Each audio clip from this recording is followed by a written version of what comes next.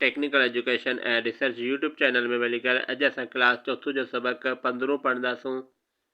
शेख सैदी जूं ॾाह भरियूं ॻाल्हियूं। शेख सैदी जो असुलु नालो शरफुद्दीन हो। हिन उन ज़माने जे बादशाह साद बिन ज़ंगी खां मुतासिर थी पंहिंजो तख़ल्लुस सादी रखियो।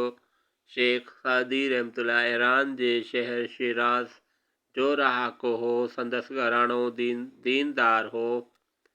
शेख सैदी 1333 ईस्वी में ॼाओ ऐं 1435 ईस्वी में गुज़ारे वियो। शेख सैदी इल्मु हासिल करण खां पोइ 30 साल सैर ऐं सफ़र में गुज़ारिया। हिन जा 2 किताब गुलिस्तान ऐं बोस्तान मशहूरु आहिनि, जिन में अख़लाक़ी नसीहतूं मौजूदु आहिनि। उन्हनि मां कुझु नसीहत भरियूं कहाणियूं हेठि ॾिजनि थियूं।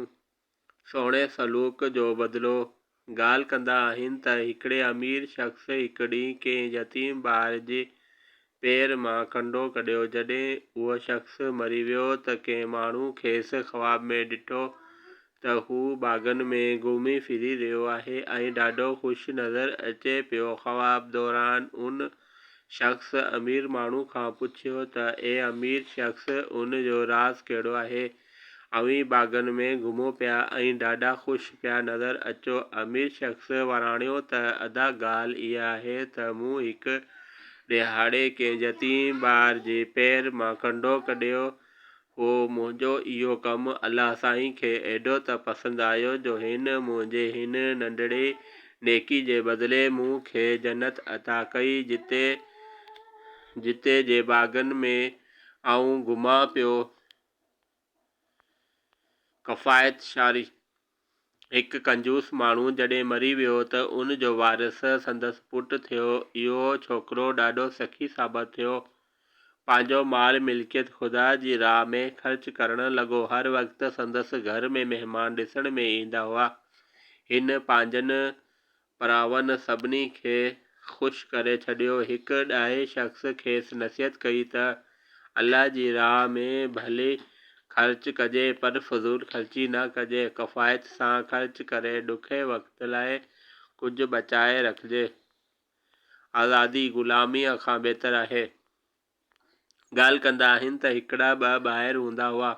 इन्हनि मां हिकिड़ो भाउ बादशाह जो ख़िदमतगार हो ऐं ॿियो महिनत मज़दूरी कंदो हो। हिकिड़े ॾींहुं बादशाह जे ख़िदमत कंदड़ भाउ मज़दूरी कंदड़ भाउ खे चयो त अदा छो न थो तूं बि मूं वांगुरु बादशाह वटि नौकरी करीं? अहिड़ी रीति महिनत खां जान छुटी पवंदी ऐं सुखियो सताबो बि गुज़ारींदे। हुन ते मज़दूर भाउ जवाबु ॾिनसि त दानाइनि जो कौल आहे त चेल्ह में सोनो पटो ॿधी बादशाह अॻियां ग़ुलामनि वांगुरु हथ ॿधी बीहण खां बहितर आहे त माण्हू रुखी सुखी खाए पर आज़ादु रहे, छो त आज़ादी ग़ुलामी खां बहितर आहे। थोरी में राज़ी रहनि। ॻाल्हि कनि था त हिकु बादशाह हो। संदसि मरण खां पोइ को बि वाली वारिस कोन हो जेको बादशाही संभाले। उन करे हिन मायूस थी वसियत कई त मुंहिंजे मरण खां पोइ जेको शख़्स सभ खां पहिरीं शहर जे दरवाज़े मां दाख़िल थिए, उन जे मथे ते बादशाही ताज रखियो वञे ऐं इहो मुल्क संदसि हवाले कयो वञे।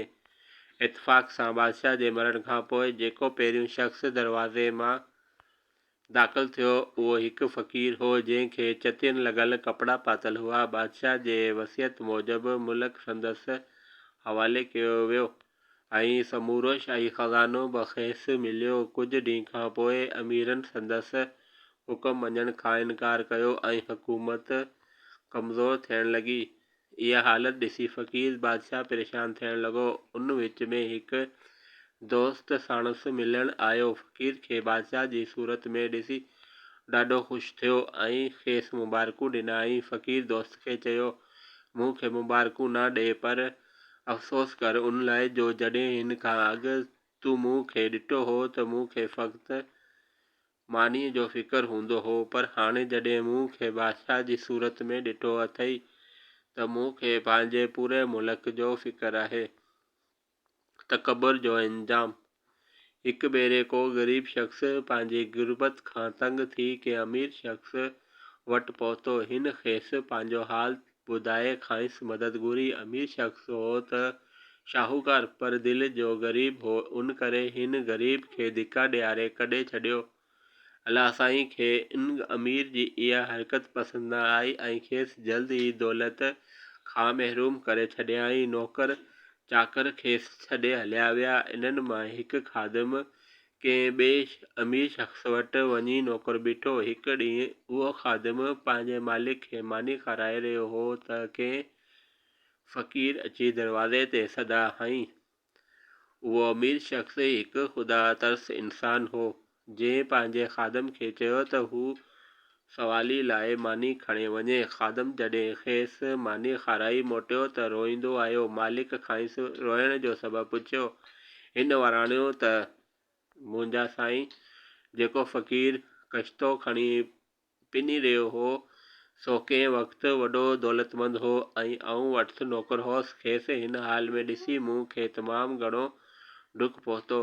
मालिक ख़ादिम खे चयो त तूं पंहिंजे अॻीं मालिक खे त हिकदमि सुञाणे वरितो, पर ॿुधाए त मूं खे छो कोन